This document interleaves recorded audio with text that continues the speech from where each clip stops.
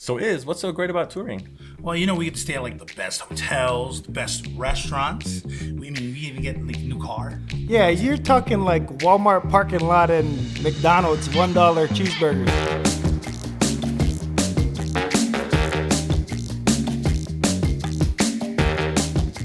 Hey, what's up, everybody? I'm Ranuma. And I'm Iz. And welcome to the rnipodcast. What's up? What's up? How's everybody doing today? Going on? Man, it's a glorious day today. It feels good outside. Feels good. It does feel good outside. But we have a special guest. You guys have seen him before. Welcome, Beau Cody. What's going on? How you guys doing? What's up, bro? Thank you again for coming out. All day? And it's just, just feeling good today. So excuse my poise or enthusiasm, so to speak. Today, he's all relaxed and everything, yeah, because I like this. The subject we're going to talk about today is just basically touring, and it's been we weren't able to tour for, like all year, so that's something that I definitely would love to talk about. Yeah, and even with you, Beau, and and see and talk about the good, the bad, and the ugly, and the random.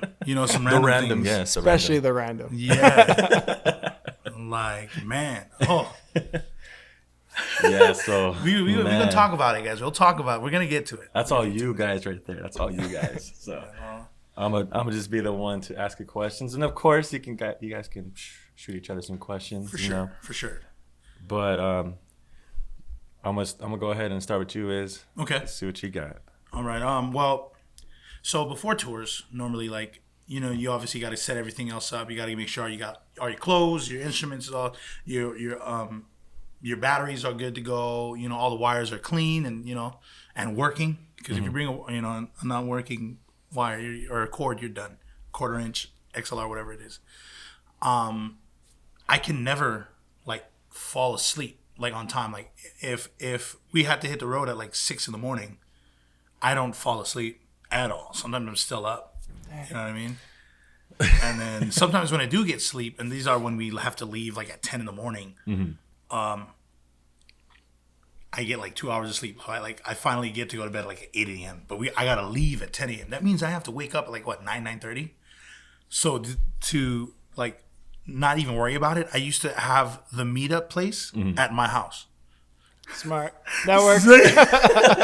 Everybody else woke up early. And not only that, because where I used to live was next to the car rental spot. So even where Ryan lives on the other side of the city, he would have to come here anyway. So my house was perfect. It's he's close to the freeway also. Yeah. So do you have any sleep issues or anything like that? Or when you're going on tour and stuff? Yeah. I like to be really prepared because like you said, one of the things about touring is you never know when you're on the road, especially with all these new venues and stuff, you never know what you're walking into. So I always like to prepare maybe 2 days in advance. So the night before, like you said, you get jitters and stuff because you don't know what to expect. Mm-hmm. And you don't know what's going to happen during this tour. So I like to get all my packing and stuff done the day before. I get a whole day to rest and then kind of head out because it's going to be long. You know what I mean? Oh, yeah. And sometimes, I don't even go sleep the day before. Mm-hmm. So if we're leaving on the 15th, I would stay up all day on the 13th and then just truck it throughout the 14th. And then when 12 o'clock hit and I got to wake up at 7, easy. It's easy. But I don't think that works. You're right about the jitters. Man, I was just what's going to happen? And even it's kind of scary too. You don't want to forget anything. I mean, God forbid you forget your instrument. Oh, right. Or you get on a flight and they forget your instrument. Oh, yes. That's definitely happened a few times. Bro, I was gonna say, has it happened to you? I want to say so 3 times. The worst time. No. The worst time. I was flying to Arizona and my guitar ended up in New Mexico somehow. At least it wasn't in Maine or anything, And that was the last time I put it now I make it a fact to carry on every time. And they could take it at the gate, they could do whatever, but it has to be on the plane. Yeah. That's crazy. Yeah. No, so that happened to Bert in Texas. So what happened was we left. We were coming from Phoenix, Arizona, and we had to do a layover to Houston. All of his cymbals gone. We don't know, it went missing. Oh wow. Mm-hmm. Yeah. So we're all just like, oh no, for like 5, because we had like a 5-hour layover, but what was whack was that it was 2 a.m. So there's nothing open. You know what I mean? Oh jeez. And the layover is like till 7. Guitar Center there or Sam Ash there wasn't open till like 8 or 9. So, and we had to take our flight at like 7. Yeah. And like, yeah. So we ended up having to buy cymbals in Michigan. Wow. Yeah. Whoa. Hey, so that's like a big tip you should tell people too, is know where the music stores are, like where you're at. That's true. Because definitely went through, like, I didn't have a mic stand one time in Colorado, and like I had to go down like 3 towns because there wasn't a Guitar Center even close. Oh, geez, and I had no idea. You know what I mean? Yep. So you're right. That's like number one. Like make sure you know where these spots are, just in case. That is a huge Be friends. Right. So you can call them like 2 a.m. in the morning. Could work. Yeah, right. I guess not too much of that friend, I guess. Right. So just for the record, I'm not a musician myself. Obviously, you two are. If I was touring with you guys, music? I know I write music. Hey, that's a musician to me, my dude. Yeah. Hey, a lot of musicians don't write music. Yeah. You know? I just feel It like is the truth. Yes. I just feel like if I was there, I'd be doing most of the driving, I think. But you know, but when you guys were touring, who did most of the driving between you guys? Or because you guys are like in obviously separate bands, separate entities. But well, let's start off with you, Beau. So for us, we would kind of make, like, we would do challenges and stuff, kind of like, so most of the time it would be whoever felt like driving, and a lot of the time it would be like people that just want to control like what music's playing. So we would kind of give that to the driver, you know what I mean? Like, okay, you get to choose the music, and like for however far you drive. But other than that, like we used to do like little challenges. So like the last person to pack up their stuff at the show has to drive next, or like whoever's taking the longest, or like whose girlfriend's gonna call first. So we put all the phones like on the table, you know what I mean? And then that person got to drive. Dang. Jeez. Just to make it fun, you know what I mean? Because like there's gonna be lots of hours on the road, so why not like find a way to like just connect better? And like if you're doing challenges with the guys, like a eating contest or something like that, like it just makes it more fun and like another memory on the way, you know? That's tight. That's true. For us, so it was normally me or Ryan in the beginning, and then it just kind of fluctuates between us depending on how far we go. So like when we were going to Texas, we actually went off, but we on and off like every 8 to 10 hours. Oh wow. And so we went from Vegas to Arizona, and that was like what 7-8 hours, and then from Arizona to Texas, that was like 16 hours. So we had 2 people switch over between Arizona, and then we had 3 people switch over going to Texas. I drove once, I think, and then, you know, there was 2 other people, but everybody kind of drove. Yeah. And later on, as we started touring more and more, even though I wasn't driving, they always wanted me to they wanted to put me in the front seat, because I used to pride myself on being the best navigator. Nice. Yeah. So remember how you were saying, like, you know where all the spots was? I was that person. Nice. Yeah. So like I was a person that knew where the food was gonna be and the next destination. So I'll be like, all right, so we got like 300 miles, and 300 miles will probably be here. It looks like there's no food here, so let's stop like maybe like an hour prior, and then we'll eat there. You know what I mean? Like I'll make those plans. So they always kept me there, which means I couldn't sleep. So like you know how I don't get much sleep before tours, so I'm just like dying, like, yeah, just go over here. Yeah, just go right there. This is the one. The driver's like, it is. It is. So did it like affect you like when you were performing?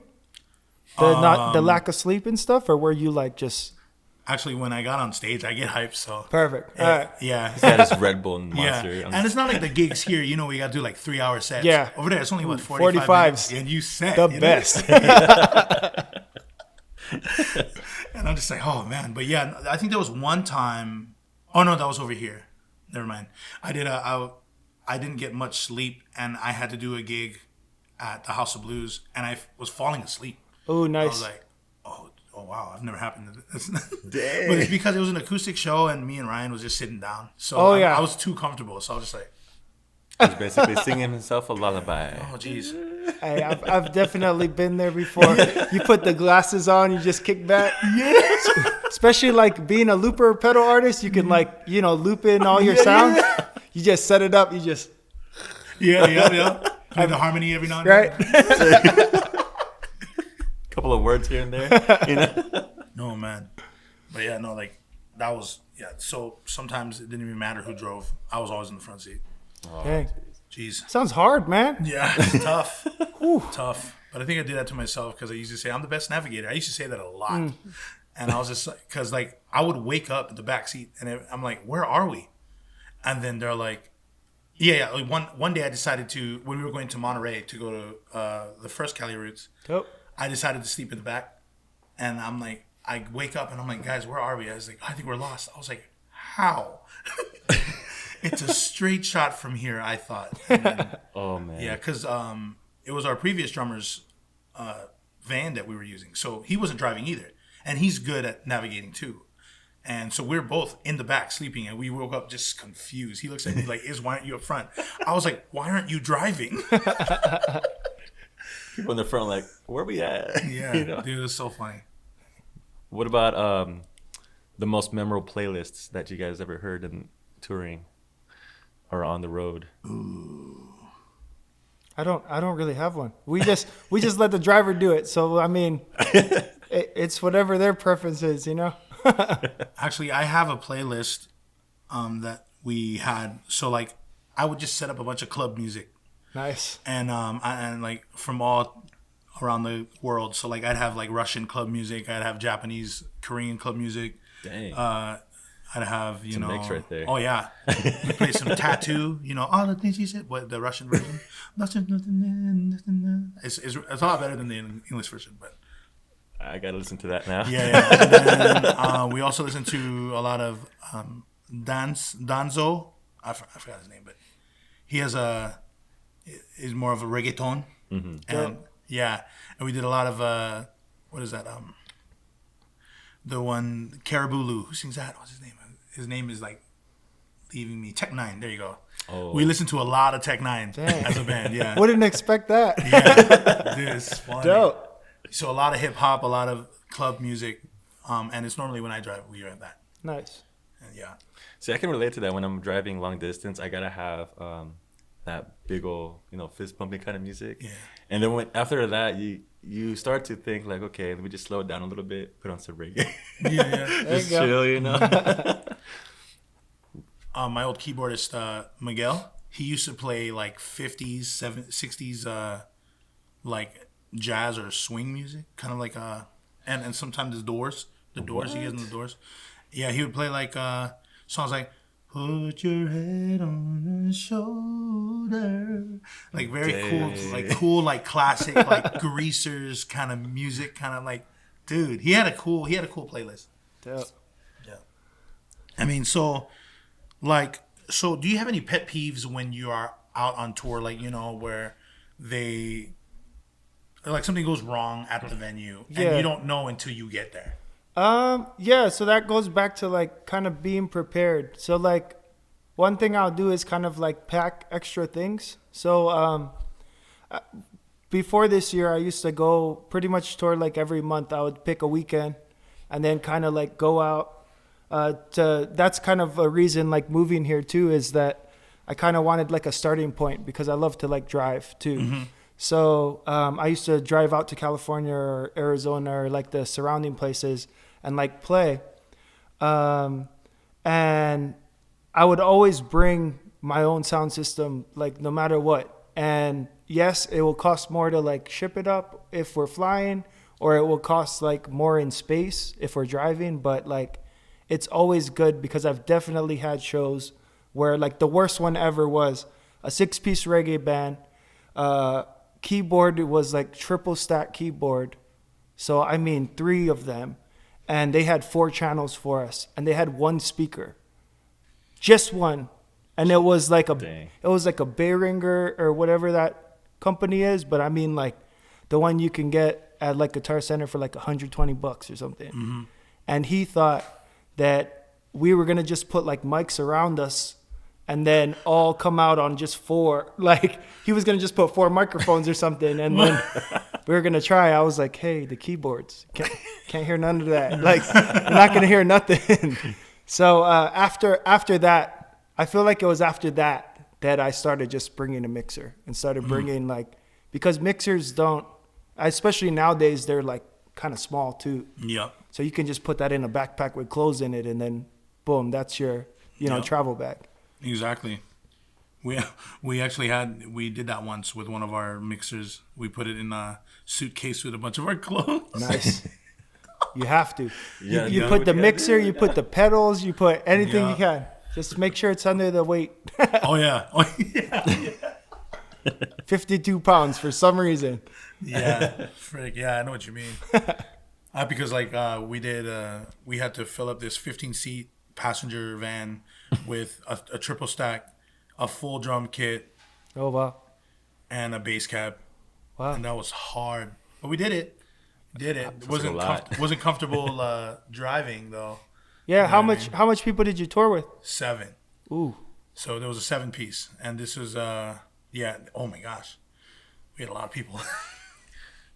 Wow. Plus the equipment and everything. Yeah, but we took out seats. So we were able to put them, like, we were able to leave them in Vegas, and so we just had that really big area, and we built it up to the top. And because at the time I was working at Stanley Steamer, and Stanley Steamer has vans the same size, and you can't see in the back. So I was just like, oh, I can do this. And so like, Nice.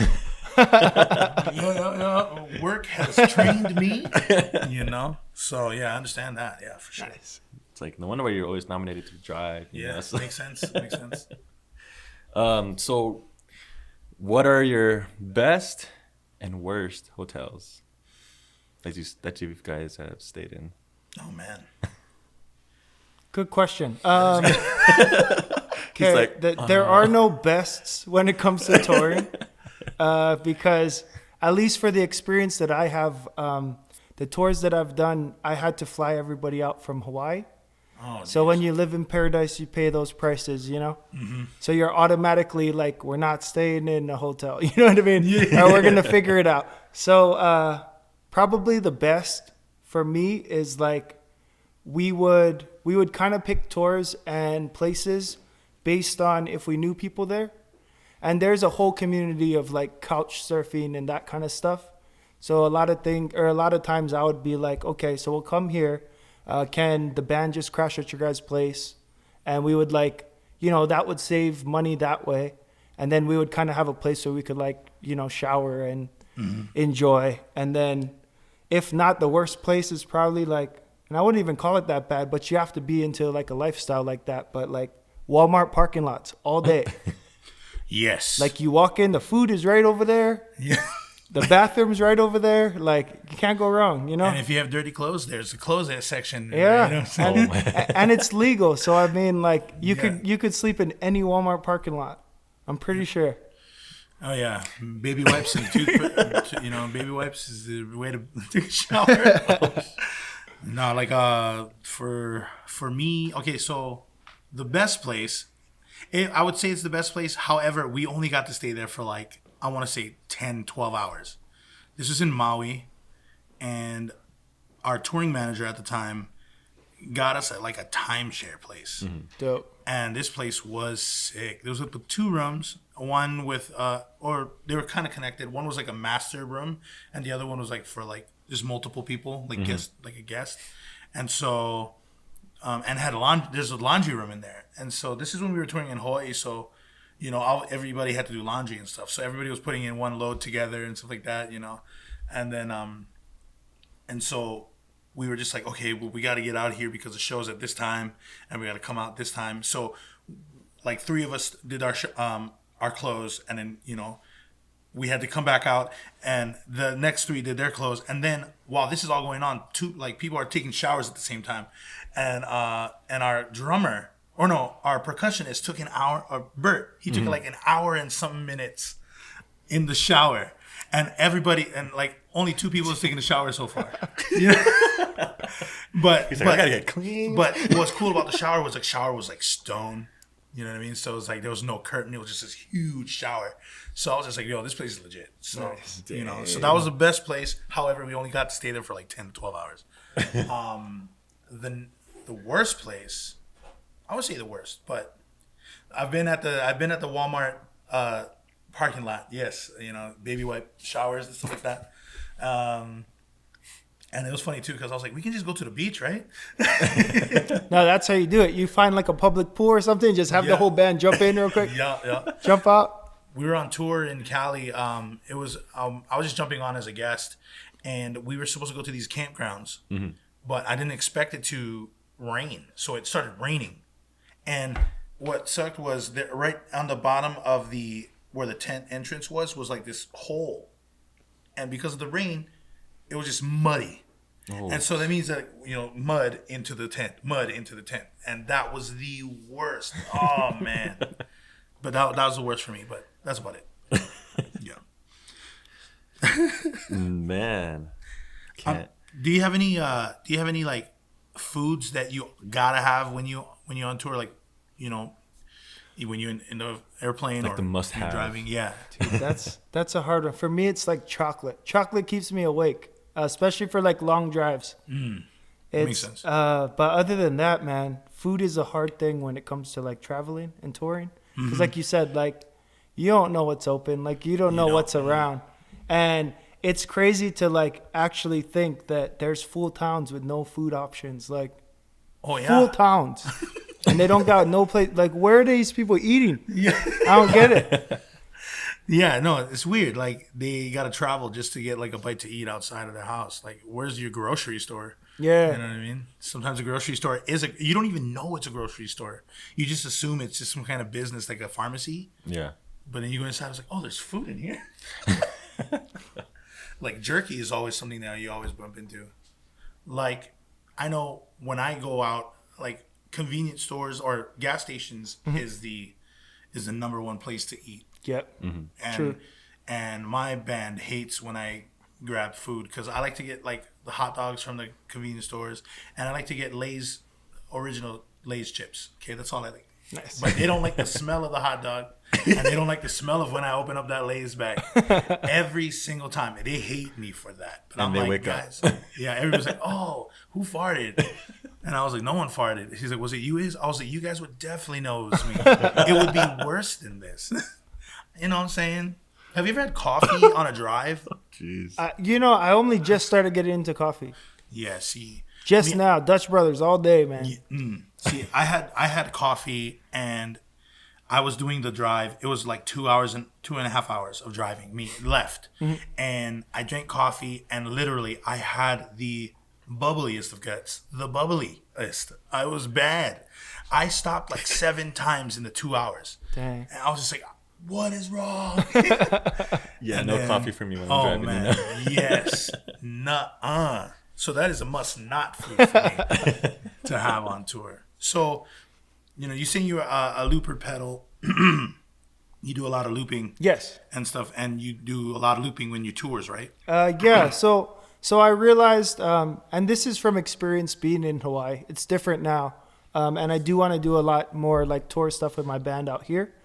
But I had to kind of teach myself that one of the ways to get across like all of the costs is by looping, because I can loop in a bass, I can loop in drums, I can play venues that bands can't. You know what I mean? Yeah. I could play in a bookstore, and then I could play like all of these like art places that wouldn't have like full bands.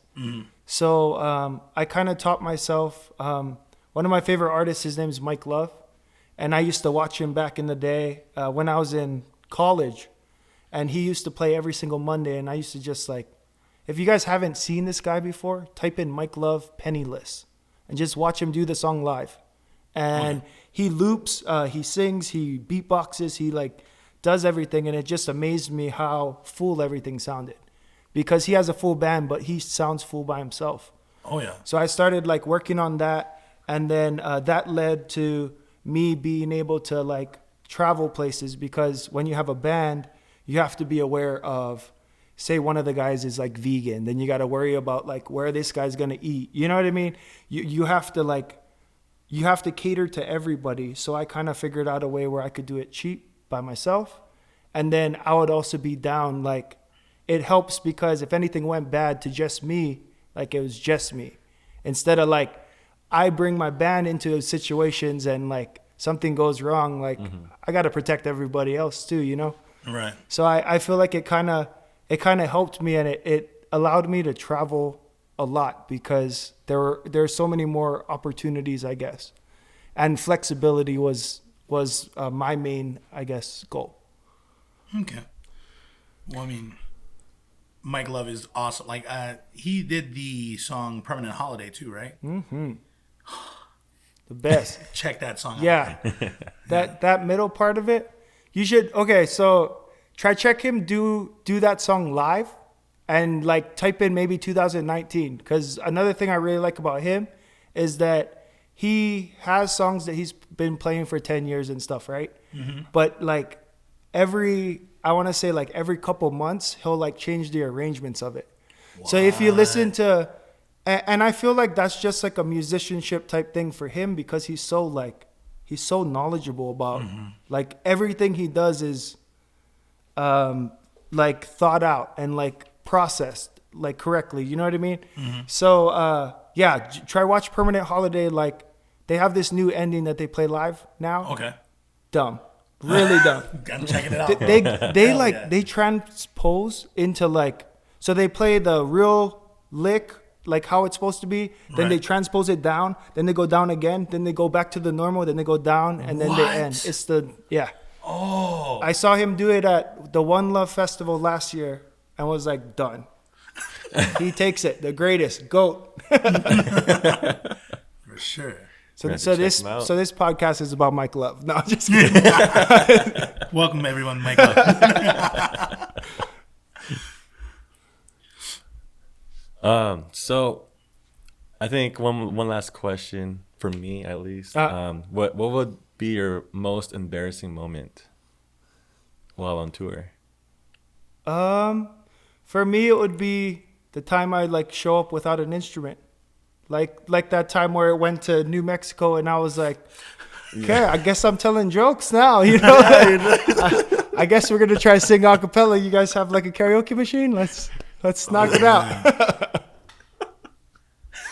Oh, jeez. I think for me was that when we were doing our first show at Cali Roots, I think it was 2011, and I was helping move the inventory to our table and whatnot, and my back went out. Dang. Oh, my no. back went out, yeah. So I was just like, oh, and I'm like, dude, I'm only 22. Wait, yeah, 22. I'm just like, this is weird. I was like, oh, it's because I'm fat, probably. But anyway, so I'm like this through the whole time, and we're getting on stage. I'm, setting everything up, and then right before it starts, I just go, I'm like this the whole time, and so I believe I'm sounding like trash. I think so. So for me, that was the most embarrassing because I'm like, but I looked at a couple of videos, and it looked like I was just doing a normal show. But in my mind, I was like, this is the worst. This is the worst show I've ever done. And it was probably the coolest show too that we've done there, because no one was at that. It was a smallish stage there. It was called the Kona stage. Mm-hmm. There was the Kona stage, there was the Cali Root stage, and there was the Monster stage. But what was crazy was that there was a malfunction at the Cali Root stage, and the Monster stage was going in between bands. Dope. So no one was playing except for the Kona band. And so when we started playing, you just see these waves of people like, well, there's no music here, so we'll just go here for it. Nice. And it's boom, it was huge, it was awesome. And after that, the drive home, whack. It was whack. I was like, the whole time, I was like, guys, my back is on fire. Dang. Yeah, so. Oh, here's a good one too. Now that I'm thinking about it, so I book a show for the band, and you know how venues have names that aren't really what they are. Like like if you don't know about the venue and stuff, right? So I book at this place, like it sounds cool, it sounds good, and it ends up being a biker bar in Arizona. And I'm talking like we walked into like punk rock and like heavy metal, and we start setting up, and I'm like, guys, I'm so sorry, this is not gonna be good. And we just got stink-eyed and like the entire show. Really? Oh wow. Oh damn. And then we ended up like kind of just turning towards each other and just like playing towards each other because we were like, man, these stairs they hurt, you know, like. Oh man. It's like And fierce just gazing at you. and just dead silence after every song, and you're like, but we got to finish that 45, you know. Oh, Like, yeah. 45 turned into 4.5 hours. Right. Longest show, like worst show I've ever booked. So Oh, man. I learned my learned goodness. after that, like look up the venue, even if the name sounds cool, like look it up. Just make sure you research know. on it, you know? Yeah. Dang. I think I would have been doing the same thing too, but like, what's up, is, you know? Right. You got to. play it to each At other. that Yeah. moment, you just got to be like, sorry guys. Just keep going. Just keep going. I mean, I remember we did a show and this girl at the bar, we were just sitting down in between breaks or doing our break, and she's like, oh yeah, the band's whack. And then I was like, and then she turns around, it's me and Ryan, and we're like, Damn. Hey, what's going on? and this is way back in the day. This is like back in 2008 or 7, I want to say 2007. Yeah. Dang. Dang. Around the time I just joined the band, I want to say like 3 months prior. So, yeah. Yeah, that was a long We've time. grown. Wow, man. And how does she like respond to that afterwards? She was like all embarrassed and stuff. She like got red and stuff, but like she kind of kept going and then she walked away. Nice. But it was so funny. She's like, but I like I was like, you. what she didn't know was that I was at the bar with her, and I was only 17, or I just turned, or I was about to turn 18, but I was only 17. Nice. The bar didn't know, and the bar owner's name was also Israel. Have you met Iz? Like, no, the bartender.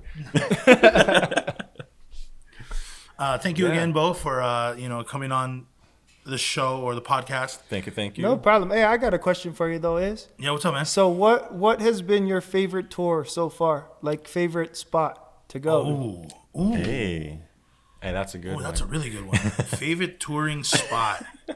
You know what? Okay, so this tour was my favorite spot.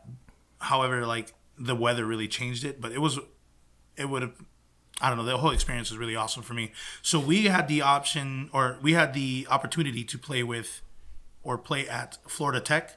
Oh, dope. And so Florida Tech and us, we were able to, get everything situated. And so when we got there, we got to stay at Ryan's family's timeshare that they had there. And it was really cool. Bounce was actually a guitar for us at Oh, the dope. time. Yeah. And we got to all just like kind of hang out and like really just create the show. Like we practiced a lot in the timeshare. And it was just like really, I don't know, it just felt really cool just to be there. And then we got to the college and they were treating us super nice. And, Nice.